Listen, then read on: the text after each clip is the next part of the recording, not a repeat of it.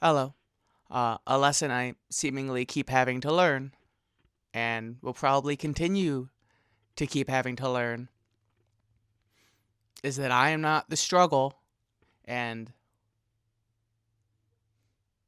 what I would consider a bad day that that lives and dies on whether or not I believe that the experience of suffering that I think I'm feeling is actually me.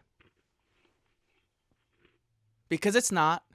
It's the ego's last gasp of, no, I'm right, listen to me, listen to me. It's the thing I know I'm trying to move away from. The one I'm trying to keep out of the chair as much as possible. And I should know, in my head, I should be able to remember every time I'm suffering that, hey, the Son of God does not suffer. That's not a possibility. So if you're suffering, ask who is speaking right now. Because it's not the Son of God in its purest form. It's masked, it's chained. Like, I shouldn't be in a bad mood because I'm suffering. If anything, I should be excited because I found a part of my ego that's still there. Now that I see it, I can shine a light on it. And I will. That's the inevitability. That's what I keep having to learn. Like, there's no point to associate with the suffering because the suffering is going to end. That's an inevitability that I keep learning over and over and over again. Yet, in the moment, again and again, I'm unable to remember that. And that's just a lack of faith.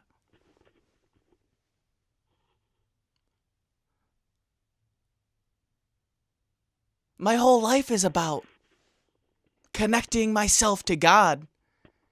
Yet repeatedly, there's these moments where there's faithlessness. When the going gets tough, I'm ready to say, yeah, I knew I was wrong. So quickly. A lot of today, I've just been feeling very, full of guilt. It's not really important. I'm past it now. But a lot of the day, I was trying to explain to myself why I knew that the guilt that I am feeling is invalid, that I am guiltless. And I would hear all of these intellectual arguments, and they didn't connect. They didn't make me feel better, and I was struggling. Why can't I do that? I thought this is supposed to work. I thought this is supposed to just make everything make sense. I didn't stop to think that the person I was telling that to was the ego, and the ego does not have the ability to hear that. It only has the ability to say no, no, no, no, until the grace of God overpowers it and banishes it, which does happen every time.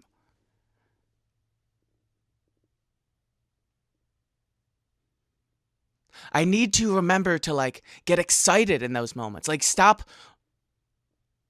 How sometimes they say anxiety can you can reinterpret as excitement. In the same way, this feeling of, oh, woe is me should be excitement because it means that a part of me is going to be cleansed and I'm going to be closer to God, because whenever I don't feel connected to God, I'm in a horrible mood, and I can't stand that anymore. Everything in my life, my entire world stops until I return to a connection to God. So no matter what happens now, whatever adversity or doubt comes, argument of why what I believe can't be true appears in my mind, every time it gets banished. This is an inevitability. The question ultimately is that I need to remind myself, like, do you believe in God or not? If the answer to that is yes, and you believe it's a loving God, which I do, then you have to know that it's going to be okay. If you know it's going to be okay, that means that the suffering that you're feeling right now, it's only temporary, and it will subside.